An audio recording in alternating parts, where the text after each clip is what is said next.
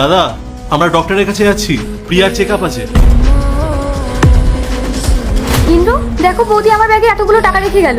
এটা কি হচ্ছে? আমরা এখন কি করব? তুমি আমার সাথে এসো, আমি দেখছি কি করা যায়। আসো।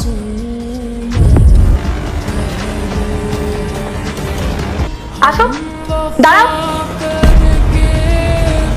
আকাশ, তুমি ওদেরকে জিজ্ঞেস করো যে ওরা এই সময় কোথায় যাচ্ছে। কোথায় যাচ্ছি মানে? প্রিয়ার নিয়মিত চেকআপ আছে, প্রিয়াকে ডক্টরের কাছে নিয়ে যাচ্ছি। ডক্টর দেখাতে যাচ্ছ নাকি ভ্যাকেশন কাটাতে যাচ্ছ, যার জন্য তোমাদের 2-3 লক্ষ টাকার প্রয়োজন পড়লো? 2-3 লক্ষ টাকা মানে? পায়েল, তুমি কি বলছো? এরা দুজন মিলে না তোমার আলমারি থেকে টাকা চুরি করেছিল। খুব ভালো নাটকটা সাজিয়েছিল। আর বেরোনোর সময় আমি এদের দুজনকে হাতে নাতে ধরে ফেলি। নাহলে তো জানতেই পারতাম না যে আমাদের বাড়ির মধ্যেই দুজন চোর লুকিয়ে আছে। বৌদি, এসব কি বলছো তুমি? 20 লক্ষ টাকা আমার কেন প্রয়োজন পড়বে?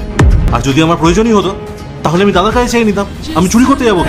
দুইটি ছবির ভিতর থেকে যে কোনো একটি ছবিকে ভালোবেসে থাকলে ভিডিওতে লাইক করে চ্যানেলটি সাবস্ক্রাইব করে দাও। আর যদি না করো তাহলে বুঝবো তোমরা ছবি দুটিকে ভালোবাসো না। কমেন্টে লেখো আমি। তুমি যদি এখন তোমার দাদাকে গিয়ে বলো যে তোমাদের সকালাত মেটানোর জন্য এতগুলো টাকা লাগবে বা ঘুরতে যাওয়ার জন্য টাকা লাগবে, তাহলে তো তোমাদের দাদা তোমাকে টাকা দিত না। এই জন্যই তোমরা চুরিটা করেছো আর মিথ্যে নাটকটা সাজিয়েছো। আর ভেবেছিলে যে বৌদি তো বাড়িতে নেই আর দাদাও অতটা খেয়াল করবে না। আর এই জন্যই তোমরা ডক্টরের চেকআপের বাহানা দিয়ে টাকাগুলো চুরি করে বাড়ি থেকে পালানো ধান্দা করছিলে। আরে কি বলতো আকাশ, ওরা হয়তো বলে দিত যে ওরা কোথাও ঘুরতে গেছিল, তাহলে তখন তো আর কেউ সন্দেহ করতো না। বৌদি, তুমি এসব কি কথা বলছো? তুমি একবার প্রিয়ার শারীরিক অবস্থা দেখো।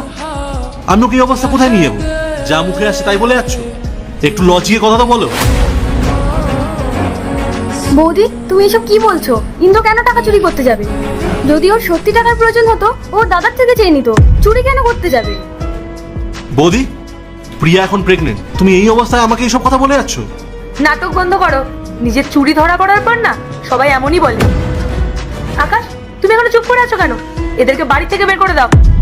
দাদা, আমি সত্যি বলছি, আমরা চুরি করিনি।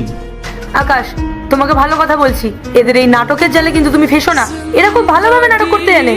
আমি তোমাকে বলছি শোনো, তুমি প্রিয়ার এই ব্যাগটা চেক করো, তাহলে সব টাকা পাওয়া যাবে।